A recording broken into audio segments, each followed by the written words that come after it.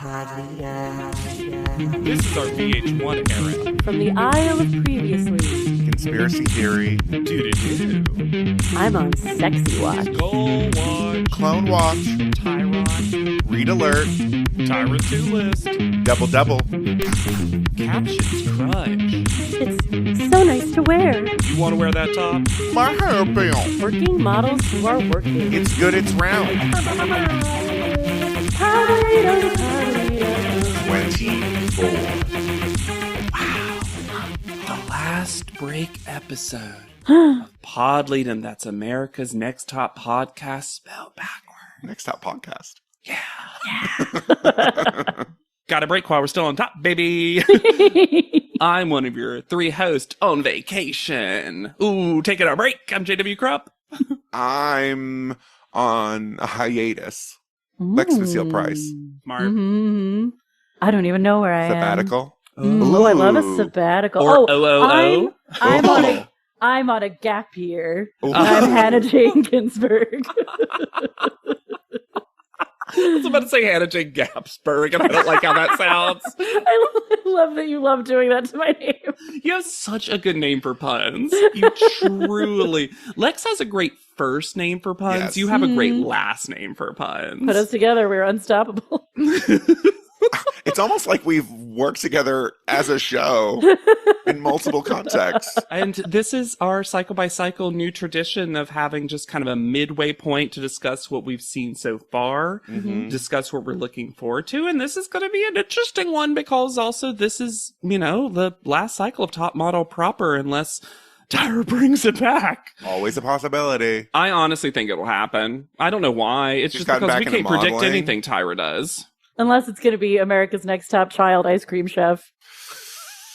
Oh my God. She partners with Gordon Ramsay and Jamie Oliver. Can you imagine the energy of Bakes and Ramsay together? I can't. The screen would implode. I- They would never understand a thing the other one said. Not one time.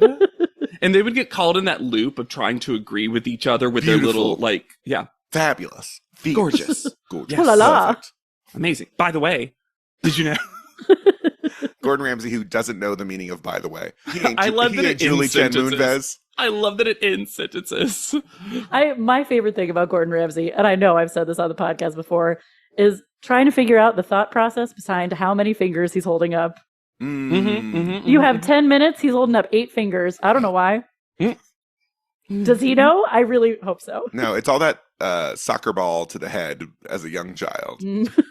Or maybe he just was raised in a very, very particular part of the world where they have like a base 7 system or something.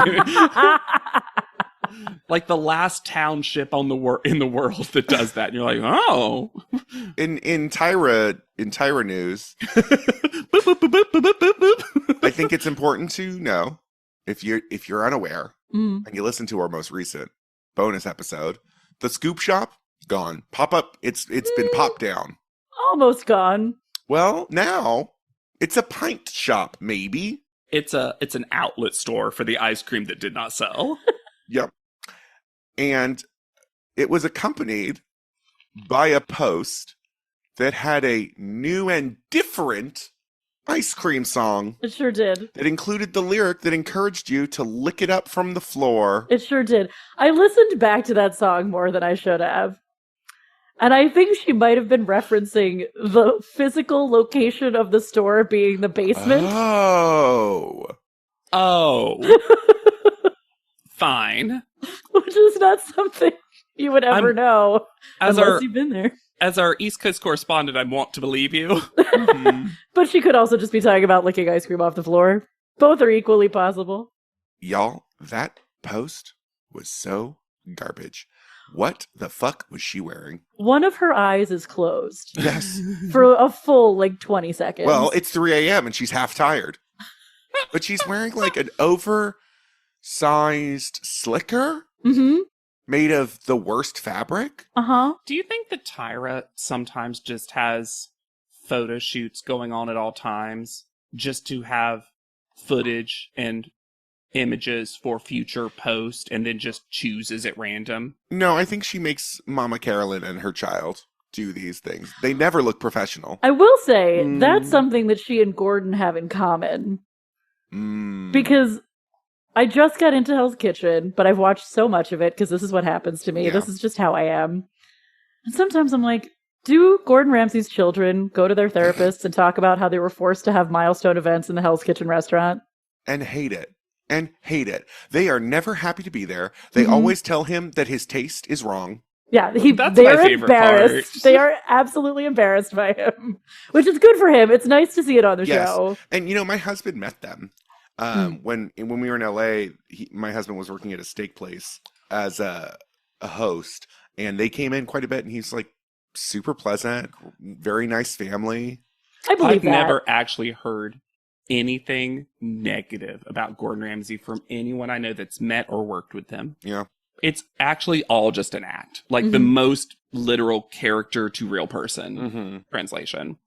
I was telling Hannah to get into Hell's Kitchen for a long time. Mostly because I knew Hannah loved Gordon Ramsay. Yeah, big MasterChef watcher. And Gordon Ramsay is its own genre. Yes. Yeah. It just is. There's enough shows that Tubi's basically just Gordon Ramsay in movies with bad special effects. And there are some that I like more than others. I don't love the ones where he goes to real world locations as much. Like a Kitchen Nightmare situation? Yeah. Oh, that's interesting. Because I feel like a lot of people think Kitchen Nightmares is the pinnacle of Gordon Ramsay. I struggle with that kind of show generally. Unless it's hosted by Tabitha. I watched way too much Bar Rescue. Bar Rescue. Oh, it was a huge, I don't believe in guilty pleasures, because just have your pleasure and don't feel bad about it unless the guilt enhances it for you.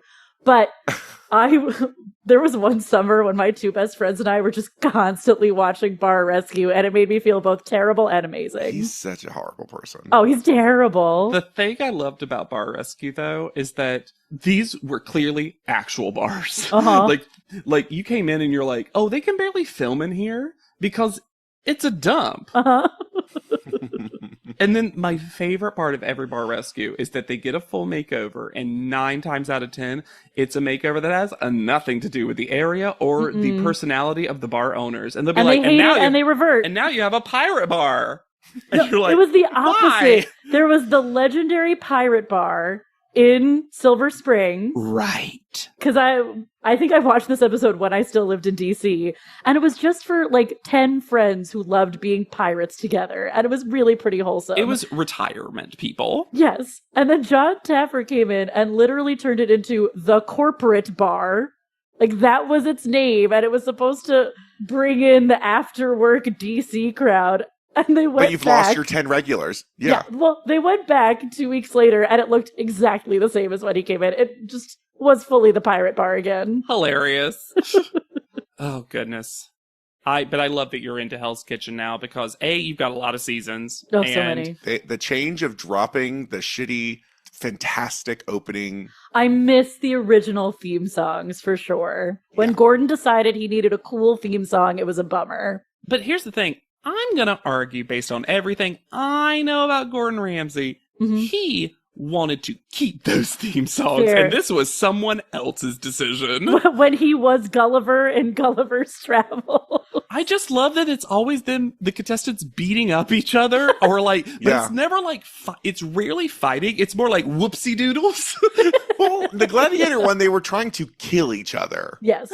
Yeah, but it was still the kind of thing where it's but the shield goes awry and hits somebody else. It's bonk. I love the interstitials where they put the little pitchforks in, like when they smush a potato, and then in the potato shards. It's the best. Let me say this, and this has remained pretty consistent. I love the fact that they make interstitials that are specific to what is about to happen or just happened. No, I don't know another show that does that. I think that's brilliant. Well, I mean, post-production is given free reign on Hell's Kitchen. And they have such a good time. The chyrons have never been wilder. In Hell's Kitchen, the devil works hard, but the post-production team works harder. I cannot get over that. What I was just talking about, I recently got into a reality TV show competition show that I think most people, even people who are not like us, who do not necessarily watch a lot of reality competition which is Great British Bake Off or Baking Show, depending on your region. And I thought to myself I wouldn't enjoy it. And why I was hesitant for such a long time was that I was told there's not really villains for the most part. You're supposed to kind of sort of like everybody. Mm-hmm. You have favorites, but there's no like... Paul Hollywood is the villain. Yes. But then I was and Matt Lucas. Oh, and the writing team for skits is the villain. Oh, sure. The truest villain of that show, for sure. But I was like, wow, this is just like all my friends and colleagues said, the coziest little show where everyone immediately is best buds and really invested in one another. Well, because they go on vacation each weekend. That's true. To see their friends. And bake together. It's nice.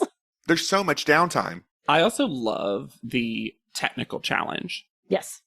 I love that it's anonymous. I love that they're behind little pictures of themselves. I love that there's an order from last to first. And I'm not saying new stuff for anyone who's watched this show for a long time, but I was like, oh, that's gameplay. I love that you can actually see like, oh, they were 7th out of 9. Ugh, that's rough. It's not vague. It's weirdly very points based in a way. I love basically any instance of blind judging on a reality television competition show. Oh, when Project Runway did that for a good portion of it. Mm-hmm. You're right. I totally forgot that was part of Project Runway's history. Mm-hmm. It was the only time women on Ink Master could do well. Well, that's the thing. This is something that we talk about when we're filling in writers' rooms. There's a system that a lot of people use now where at least the first round of like a packet, a sample, whatever, they get someone to take all the names off. They even give you instructions on how to not include your name on stuff. And it's shown time and time again that you get a more diverse crew of writers from that. Because even if you're someone who doesn't think they've got implicit biases, you probably do. And this allows you to bypass that, but then there's still an interview process where you get to see if there's actual chemistry between you. Yeah. It gets people's foot in the door. I had a friend who lived in Georgia and got their first writing job and got to move cities, work on that show, go to New York. And it was because it was that like blind submission process where you didn't have the bias of, well, this person doesn't live here. I think it can also free you to do better work when you know that it's just your work that's being absorbed and not you as a person. Yeah. Because I think there's pressure to sort of show yourself in the work. Like, oh, it's supposed to really tell them who I am, so I have to figure out who that is and then deliver a thing that's going to show that, instead of just submitting what you like the most or what you think your best stuff is. Yeah. That's interesting. I've never considered that before. I think it can psychologically be very freeing. I mean, I will say one thing that seems very consistent to everyone, no matter what your general confidence level is when there's less pressure on a thing, you usually do better. Yep. I've never met a person who's like, no, I do worse. Because even people who's like, I work good under pressure, I'm like, what you mean is you work good with restriction. Or a deadline. Or parameters. Yeah. The new year brings new health goals and wealth goals. Protecting your identity is an important step. Your info is in endless places that could expose you to identity theft, leading to lost funds. LifeLock monitors millions of data points per second. If your identity is stolen, our restoration specialists will fix it, guaranteed, or your money back. Resolve to make identity health and wealth part of your New Year's goals with LifeLock. Save up to 40% your first year. Visit lifelock.com/podcast. Terms apply.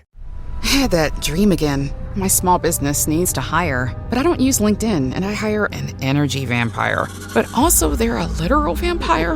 And suddenly my team is spending all their time sharpening wooden stakes and buying bulk silver and rehearsing ancient chants, and then I wake up.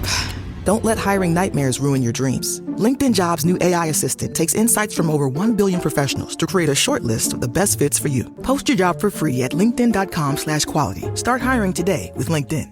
So, what are we looking forward to the rest of this season? I mean, we're getting to the part where I remember the top 4 in their order. And I am interested to see that journey because I still don't know who the comeback person is. See, I do. And apparently the comeback happens super late. I think so. Oh, is it like top 5 or something? I believe it is. Because you would think normally it'd be by now. Yeah. It'd be like, Of it feels like course. a halfway through situation. Mm-hmm.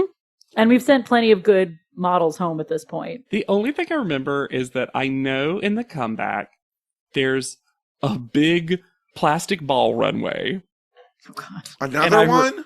Yep. And I remember that eliminates some of the potential comeback people, and that basically it's the people who went further anyway, with the exception being Sandra, if I remember correctly. Like, everyone else is just like, oh, it's 8th place, 7th place, 6th place. It's just Sandra's the only one who doesn't make it through that. And I'm like, good, let her free. No. Don't make her do this again. No, So much don't better make Sandra off. take another picture. Oh. I really don't know what to look forward to specifically because I'm so shocked by how little I remember. Sure. I mean, I can tell you what I'm not looking forward to. Please. The return of Phil. I knew you were yeah. going to say Pline. Yeah, I knew it. that man. I think, if I remember correctly, but I'm interested to see how much of it seems that way at the end, that he basically chooses the winner. Mm-hmm.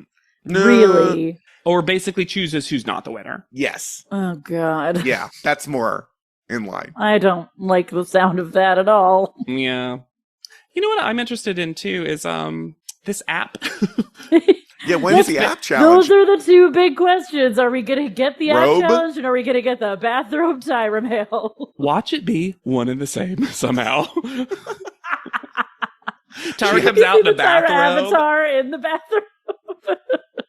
You get to stand beside me in my bathroom. I still want to know what that means. I need an answer to your avatar gets to be next to mine. What do you mean? Oh, maybe in classic Tyra fashion, the avatar will get to hug Tyra. And there will be no winner photo. Maybe. That's what it takes the place of the winner photo. I hope so with all my heart. I hope that's the last image we see of Top Model. Is two shitty avatars. It would be beautiful. You know what's really fascinating is that, and we haven't talked about it that much, but given, and I don't want this to be sad, but I find it interesting. And I know both of y'all love List and Pop Culture List. Mm. We're at the point where we've done some Top Model last. Mm-hmm. We've done the last makeover episode. Yeah. Yeah. We've maybe done the last Tyra shoot twice. There's like some last that we've done now, and it's kind of fascinating to think of where it started and where it ended. And this is probably a better conversation for a wrap-up finale-esque episode, but you know, it's starting to churn in my brain of like, the show didn't know that this was the last cycle necessarily. Mhm. Right. So what are some things that they might have done differently if they knew? Top Model, I will say, did feel like the kind of show that deserved a final season that it knew had a final season. Agreed. Yes. A victory Because lap, just like in our Discord. Because I think Tyra would have really ran with that. Oh, everyone. Allison Harvard would be there every episode. I'm curious to know who would have come back at that point, because today, I don't know who you could get back. Rougher today, Mm-hmm. for Yeah. sure. But like, Eva. would Nigel Eva have would come come back? back. Would Nigel pop in and say, Yeah. drink water, water, water? I think that Nigel would. I think Yeah. that Miss J might do an episode. Oh yeah, I think think so. Twiggy would. Maybe. Paulina has a lot going on. Pauline's Yeah. got too busy. She's also said some negative stuff about the show that I feel like Mhm. that relationship is probably retired. In regards to people, But a lot of people will come back for money, so. oh True. yeah. Very No. true. And I think Allison Harvard will, because Tyra went to her play once. I think it's my favorite post-show lore discovery is that Allison Harper's like, I like Tyra. The only person to Seemed come out of pretty it. cool. Yeah, but definitely Eva would. She's Yeah. still on the Tyra bus. Honestly, Takara probably would. Yeah. She came back several times. I think that most of the attention from past Top Model contestants now are people criticizing the show. And I Yeah. think that comes from two places. A sincere place where they want to talk about the dangers of reality television competition show, Mhm. specifically ones focusing on looks and young women. Yes. And two, attention. Mm-hmm. Yeah. And I think they're one and the same. Like, India would probably come back. India talks about the show all the time anyway. She doesn't Yeah. care. Laura James would probably come back. Jordan wouldn't be invited back. Niall probably would if he Why got not? paid. if he's not too busy. Some people are busy. Yaya's too busy. Well, Yaya just went to the Glamour Woman of the Year awards. You know what I mean? She's going to be starting in another show tomorrow, probably. It is very funny, too, to see, you know, and I think it's going to happen in waves for a while, but I do think that we ended up doing this podcast at a really good time. mm-hmm.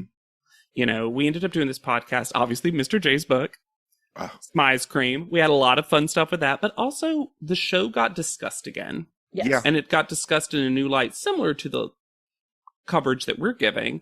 But also, I think a new generation of people discovered the show. Yeah.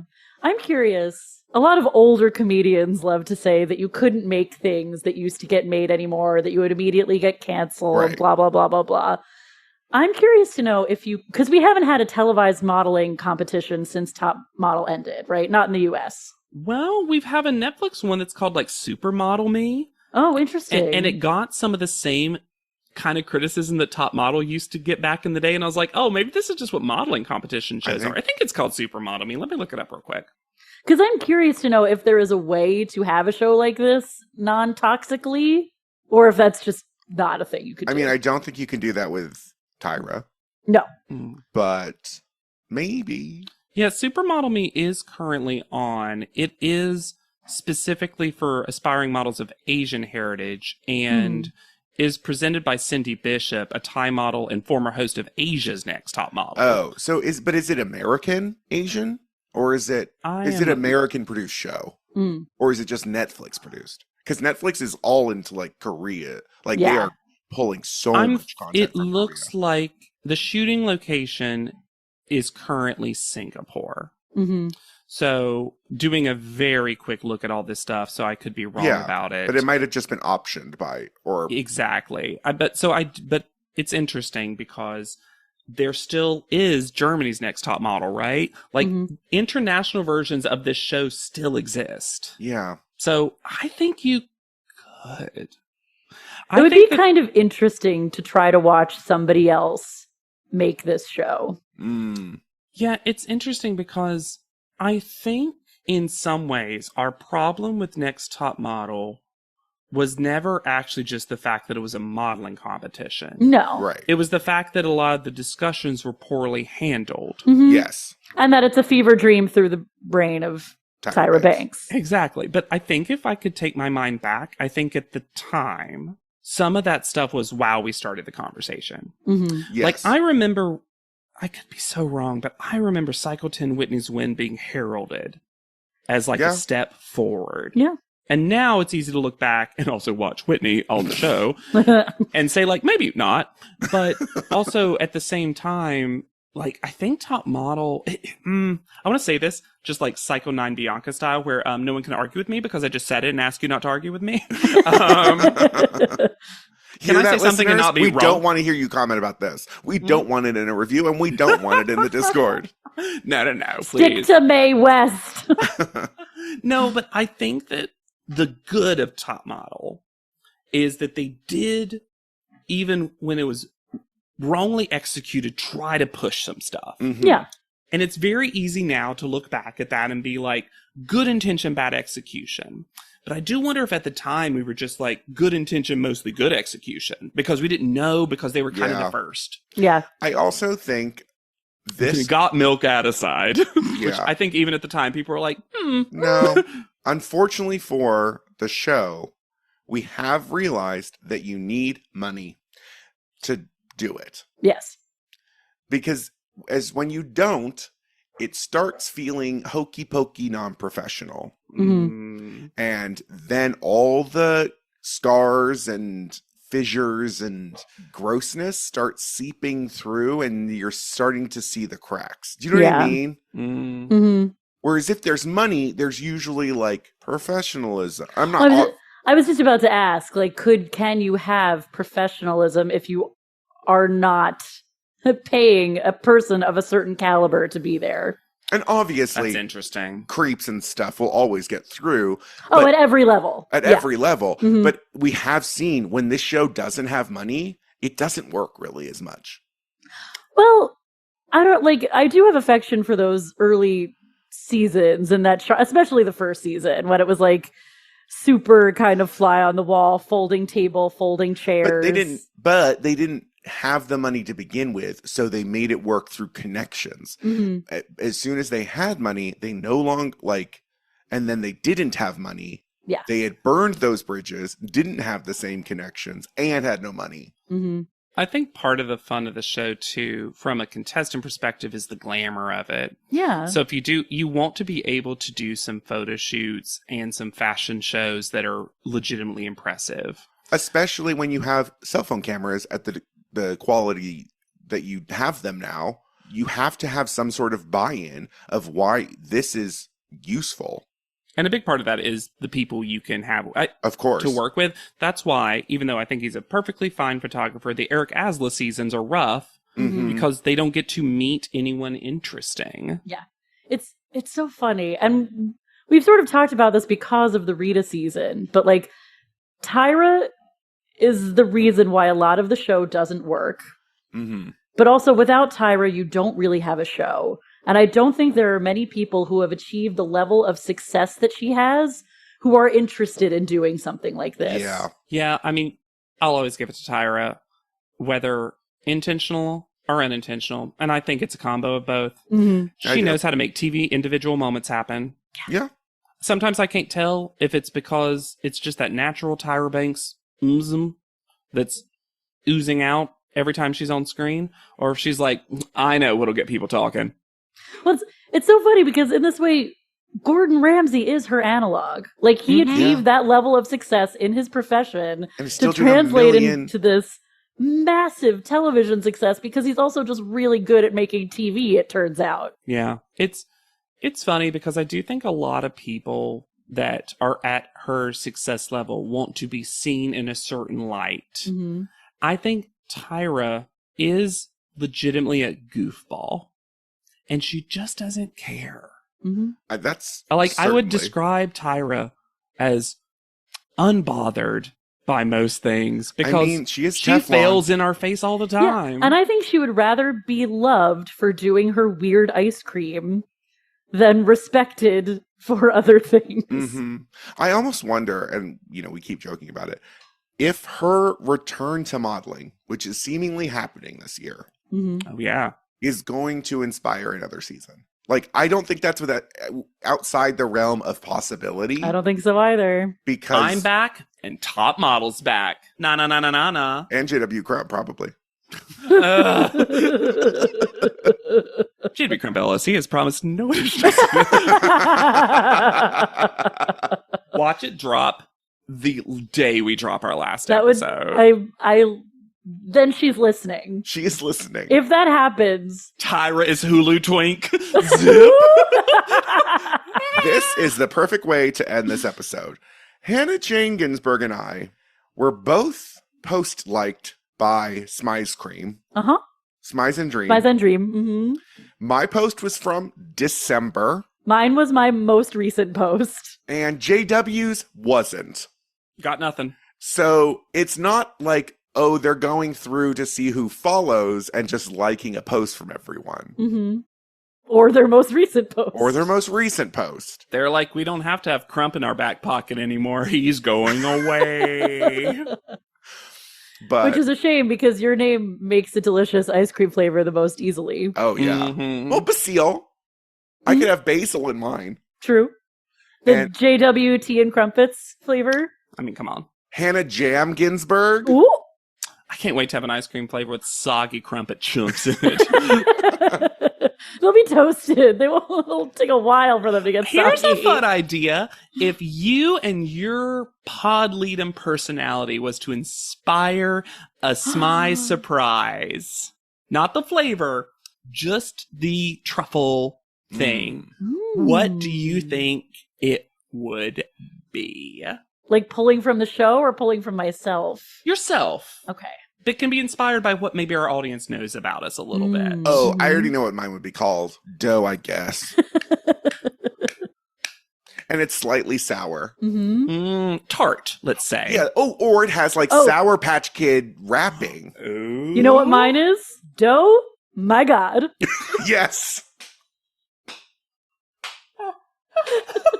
You're really put on the spot. You made a mistake, JW Crump. You just got 2 bangers. How are you going to end this? I love setting up my friends for success. I don't know what my name would be. Maybe it'll come to me as we talk, but I feel like mine would be sweet but a little crunchy. I think I see a praline. Very southern. Yeah, I feel like it's pecan pie. It's praline. It's candy pralines are one of my favorite things in the world. I know, because I made them delicious. and you jizzed all over them. Yeah. And you're like, now you can't eat these. You know, and I was like, yourself. Don't yuck my yum. And I think that if we were going from something that I'm known for a top model, it's got to just have no covering because it's basic.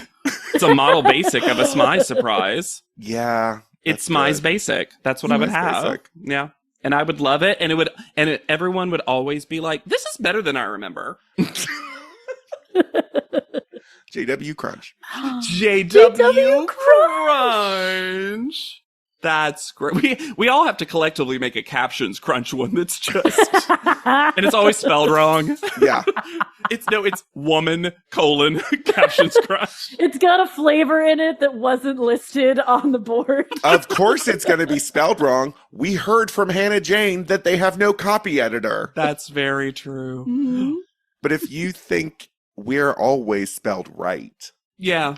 Yeah. That's PODLEODM, Podledom. You should rate, review, and subscribe. We love hearing from you, your hot takes, your iced tea flavored. and then the Smy's surprise could be a hot take inside the iced tea flavor. A little chili pepper. Yep. Yeah. You can find me anywhere at Yet Charming. I am on Instagram at Hannah Jane Ginsburg. And I'm on Instagram at JW_Crump. And be sure to use the hashtag PodLeadum. And what's your surprise whenever you talk about us? It's the new what color's your parachute? Always join the Discord and let us know about those Smy's and Dream flavors that you're currently dreaming up now. Absolutely. And again, thank you to all the people in the Discord who are adding to the Podleadum Victory Lap room. They're so sweet and so interesting to hear everyone's story of how you discover the podcast, what your entry point was, what your favorite recurring bits are. There are things that people mention. There was one that was like, I think about JW saying blah blah blah every single week. And I'm like, I don't remember saying that. Nope. What episode, please? Episode citation needed. So for Podleadum, I've been Lex Basile Price. I'll be Hannah Jane Ginsburg. And I'm JW Crunch. And we'll see you on top. Podleadum is not endorsed by America's Next Top Model, Tyra Banks, 10x10 Entertainment, or any of their subsidiaries. It is intended for entertainment and informational purposes only. America's Next Top Model and all names, pictures, and audio clips are registered trademarks and copyrights of their respective trademark and copyright holders.